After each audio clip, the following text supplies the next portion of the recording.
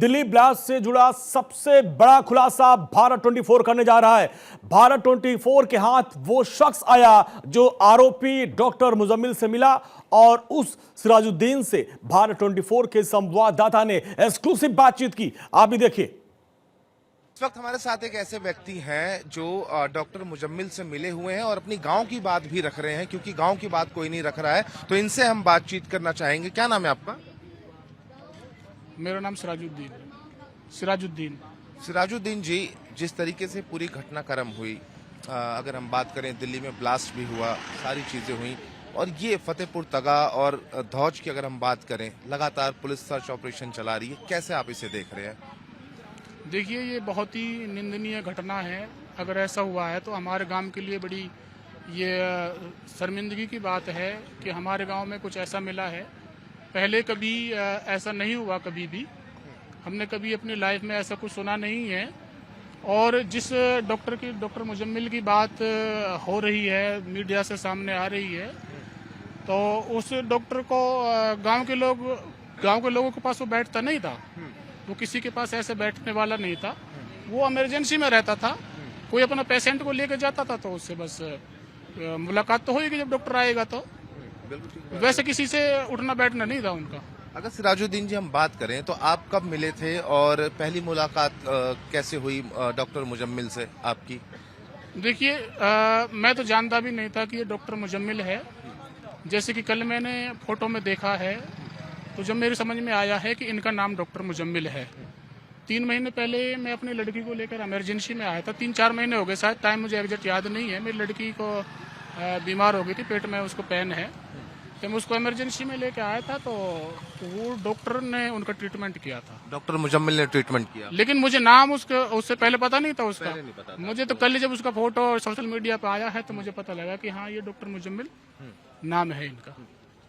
अगर हम बात करें, आप जब मिले और अब जिस टेरर अटैक में डॉक्टर मुजम्मिल का नाम जुड़ा और ये बताया जा रहा है कि पूरे टेरर मॉड्यूल में ये शामिल थे, गांव में इतना तकरीबन 2900 किलो के आसपास अमोनियम नाइट्रेट बरामद हुआ, ये बताया जा रहा है कि वो मेन सरगना है। पहले एक जगह मकान किराए पे लिया, फिर दूसरी जगह मकान किराए पे लिया।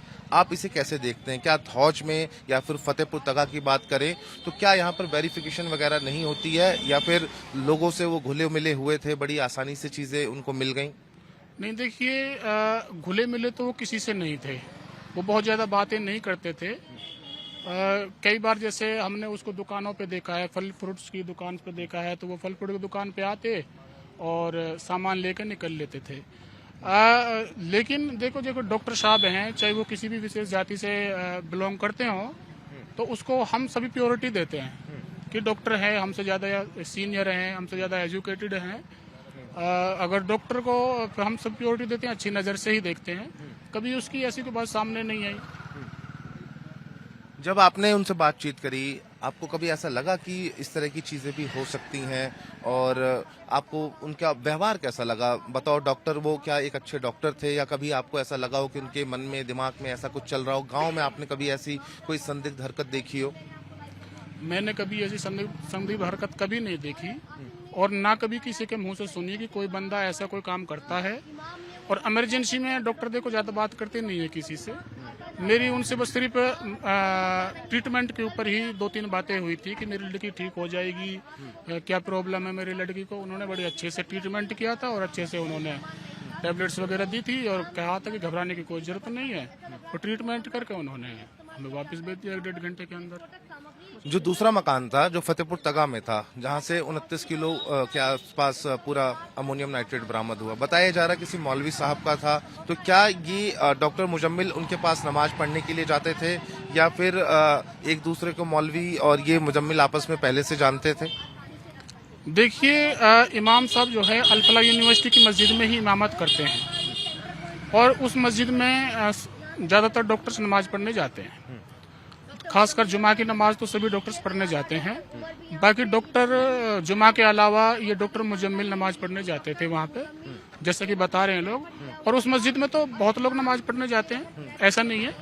जो उसके नज़दीक घर हैं वो सब नमाज पढ़ते हैं वहाँ पे। वैसे डॉक्टर का इससे कोई अपना वो निजी ताल्लुक मुझे नहीं लगता होगा।